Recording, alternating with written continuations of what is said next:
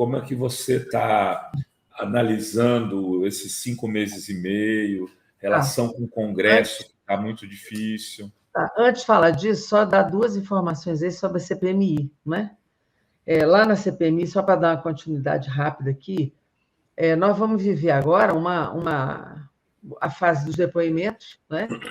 Mas, antes disso, ontem teve aquela busca e apreensão na casa e no gabinete do Marcos Duval, né?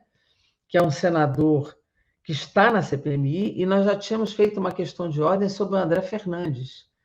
Os dois já são investigados, né? E o André Fernandes indiciado pela Polícia Federal. Então, fica algo um tanto quanto estranho, né?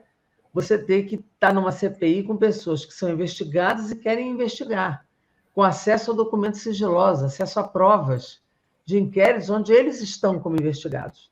Então, você não pode ser investigador e investigado ao mesmo tempo, né? O presidente da CPMI tem tido uma atitude, na minha opinião, ruim quando a gente levanta esses assuntos.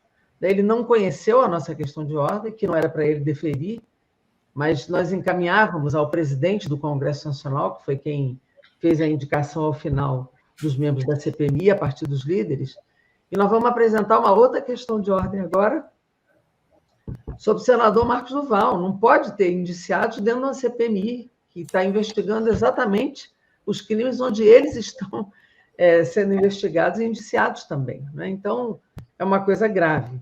E nós tivemos maioria na CPMI para aprovar o plano de trabalho, que é o processo de chegada ao 8 de janeiro.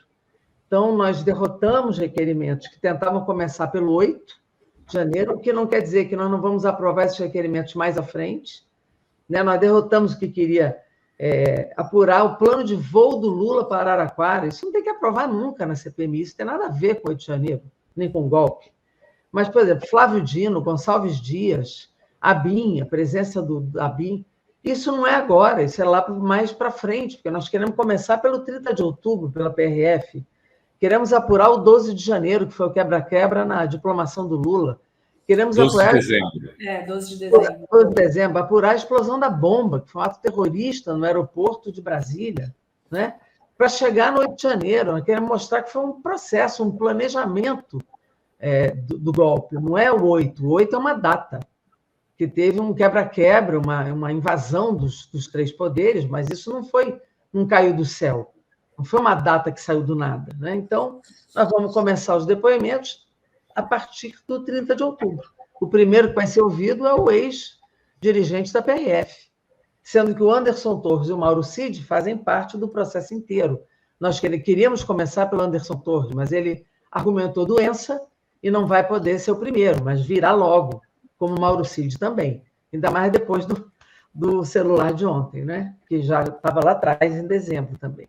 Então, só informar que derrotar alguns requerimentos não quer dizer que o Gonçalves Dias não vá. O meu requerimento, eu mesmo botei para derrotar, porque nós aprovamos o plano do processo, né? Isso é uma coisa.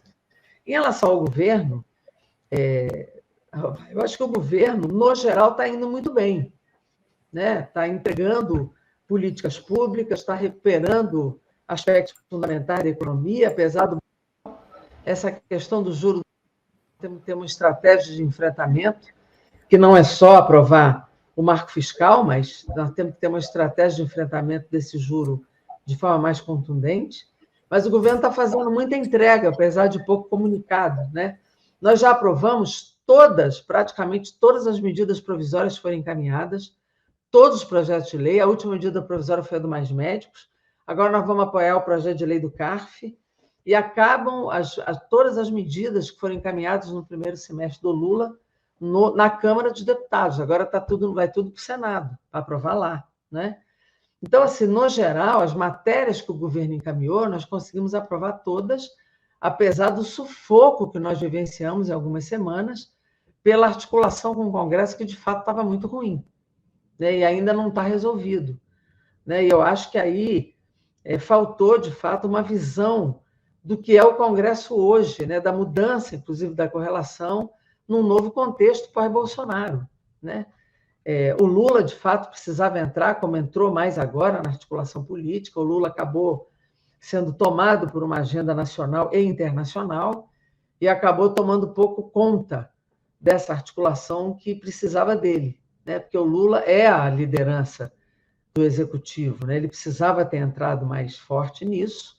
Nós fizemos um grande esforço, uma grande engenharia interna no Congresso, mas precisava da presença do Lula nessa articulação, e agora ele entrou também, isso tem nos ajudado. E ontem, na reunião com os ministros, ele deu o comando que precisava ter dado de agilizar isso que o Pedro falou, agilizar uma recomposição de governo, de nomeação de novas pessoas, de distribuir a governança pelos novos aliados, porque senão você não governa e não compõe, e tem que compor.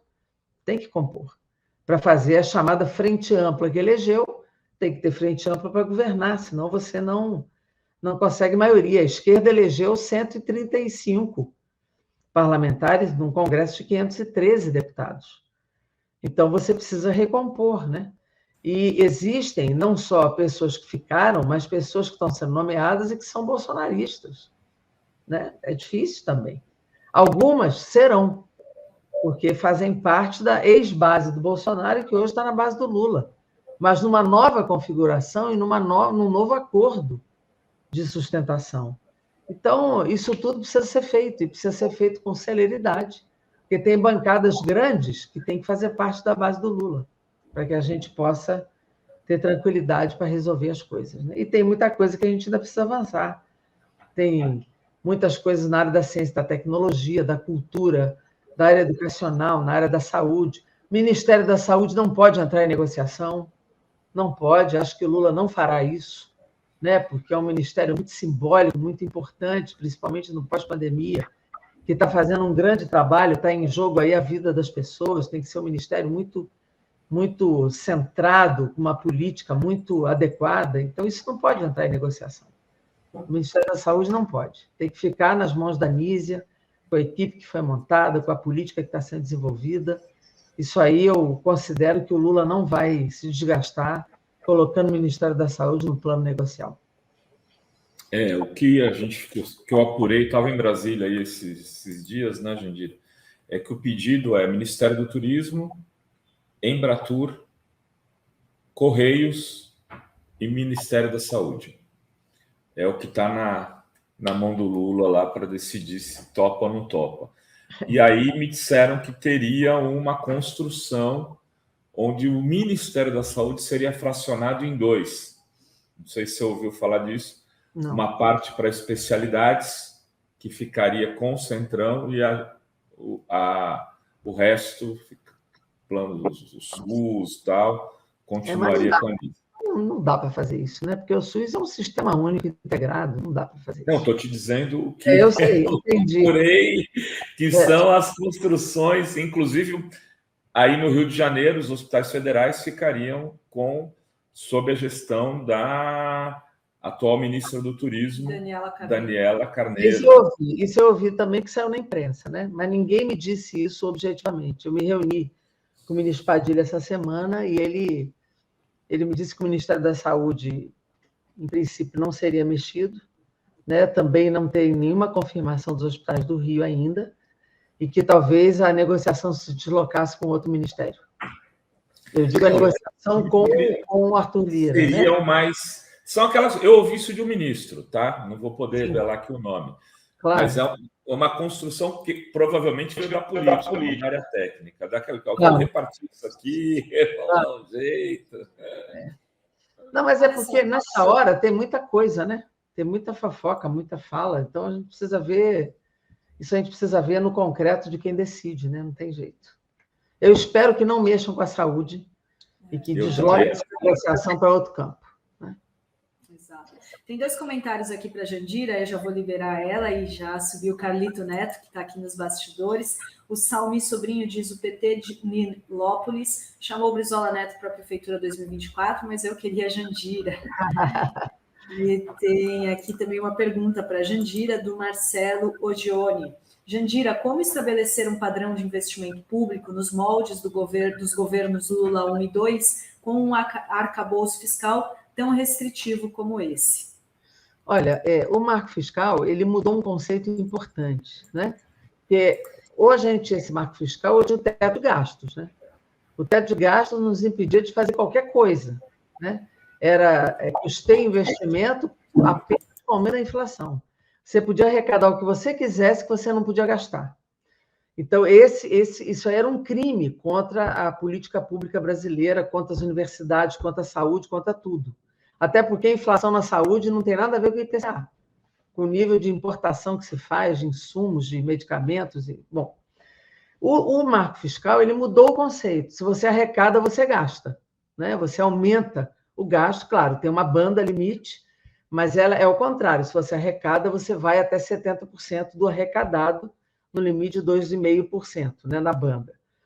O investimento, você já parte de 0,6% do PIB, e tudo que você leva no superávit primário, você pode ir até 70% para investimento.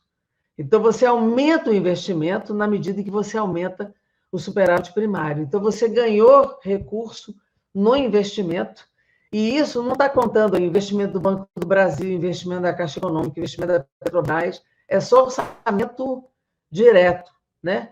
Porque toda a área fim, bancos públicos, BNDES, Petrobras, de empresas estatais, não está dentro do marco fiscal, está fora, né? Então, não há qualquer limite para os bancos públicos, para o BNDES, Banco do Brasil, Caixa Econômica, Petrobras. Infelizmente, a Eletrobras não está conosco, eu espero que a gente reverta a privatização. Banco do Nordeste, BNB, nada disso, Banco da Amazônia, nada disso está dentro do marco fiscal. Então, a capacidade de investimento do governo federal ela ainda continua grande, na medida em que se tem uma decisão de investir. E eu acho que a gente precisa investir para gerar o que a gente chama de novo projeto nacional de desenvolvimento, de industrialização, para gerar emprego qualificado, que agregue valor. O Brasil de Guedes era sistema financeiro do lado e uma grande fazenda do outro. A gente só era exportador de commodities puramente, né? Então, eu acho que agora o Brasil precisa agregar valor com inovação, com ciência e tecnologia, com industrialização em várias áreas, com transição energética, com a cadeia da cultura, com a cadeia do conhecimento. Então, esse que deve ser o projeto para o Brasil. Eu acho que o marco fiscal ele dá um certo limite, mas ele não impede o Brasil de fazer um grande investimento e um grande projeto de industrialização. Acho que o que mais está limitando o Brasil hoje é a taxa de juros.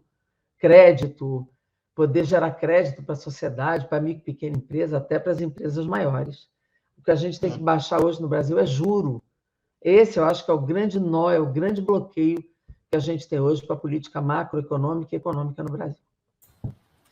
Jandira, antes de te despedir, só queria te dizer que o João Pedro das Mercês, o nosso desenhista autista, está te mandando um beijo e te dizendo que... Eu mando um beijão para ele, já fez o meu desenho também, ele é um grande artista. E ele desenha celebridades internacionais que fazem contato com ele, é muito bom. Está ficando famoso. Tá famoso, menino. João Pedro acompanha todas. Vou dar um beijo para ele também. Obrigada, Jandira. Tchau, Jandira. Eu que agradeço. Beijo. Tchau.